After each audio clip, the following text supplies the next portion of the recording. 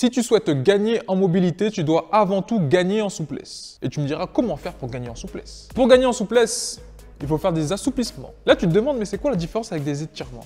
Eh bien, tout est question de sémantique. En soi, les étirements peuvent avoir plusieurs rôles, alors que assouplissement, c'est vraiment lié à la souplesse pour vraiment assouplir le muscle. La souplesse est pour moi l'une, voire la qualité physique la plus ingrate chez l'être humain. Car si tu veux gagner quelques centimètres de souplesse, tu dois t'entraîner quotidiennement. Par contre, au bout de quelques mois d'inactivité, tu les perds très rapidement. Donc la première chose qui te fera gagner en souplesse, ce sera ta rigueur. Plus tu seras constant et consistant dans tes séances d'assouplissement, mieux tu pourras progresser. Donc si tu fais 1 ou 2 séances d'assouplissement uniquement en semaine B, c'est clair que c'est mieux que rien, mais ce n'est rien de mieux. Et là, tu te demandes, est-ce qu'on peut faire des séances d'assouplissement au quotidien? Eh bien, j'ai envie de te répondre oui. Il va falloir trouver le bon dosage pour insérer quelques petites séances d'assouplissement régulièrement au sein de ta semaine. Et là, tu te demandes, mais quoi faire comme exercice? Très bonne question. Je vais te le dire. Voici quelques exemples.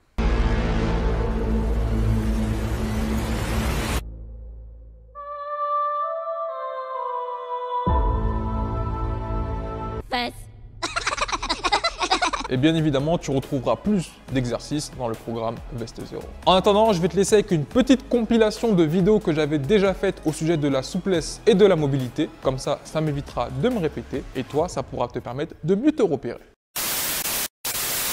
Ce sont les femmes qui sont plus souples que les hommes.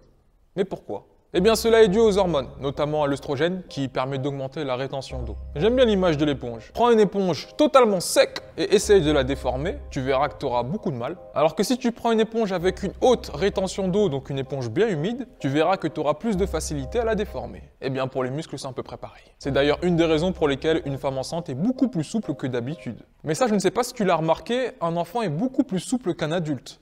Pourquoi ? Cette fois-ci, cela s'explique par sa structure musculaire qui n'est pas totalement mature, donc qui est beaucoup plus déformable. Mais fort heureusement, la souplesse est une qualité physique qui se travaille, s'améliore et s'entretient. Donc c'est pas parce que tu nais avec des difficultés de souplesse que tu ne seras jamais souple. Ne cherche pas d'excuses, feignant.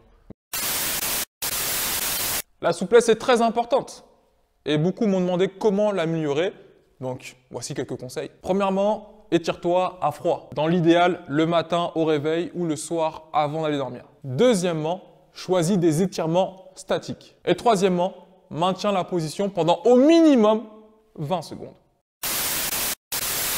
Il faut réussir à faire la différence entre la souplesse et la mobilité. La souplesse, c'est ta capacité physique à atteindre et maintenir des positions avec une grande amplitude. Alors que la mobilité, c'est exactement la même chose, mais en mouvement. Pour faire un grand écart au sol, il te faut de la souplesse. Pour réussir à sauter et faire un grand écart dans les airs, il te faut de la mobilité. Ce qu'il faut savoir également, c'est qu'avoir un bon niveau de souplesse n'inclut pas forcément un bon niveau de mobilité, mais qu'avoir un bon niveau de mobilité inclut forcément un bon niveau de souplesse. T'as capté ?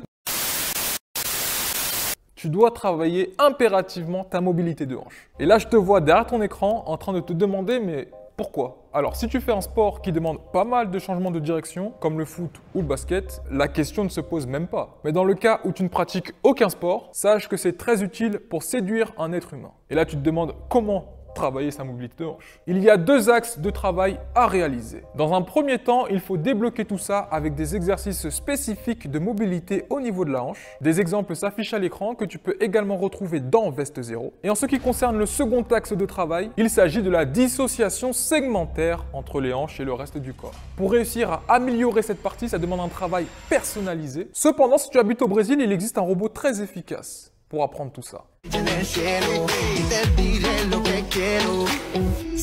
Si en regardant ces images, tu constates que ce robot possède un meilleur déhanché que toi, là c'est très grave et tu dois faire quelque chose.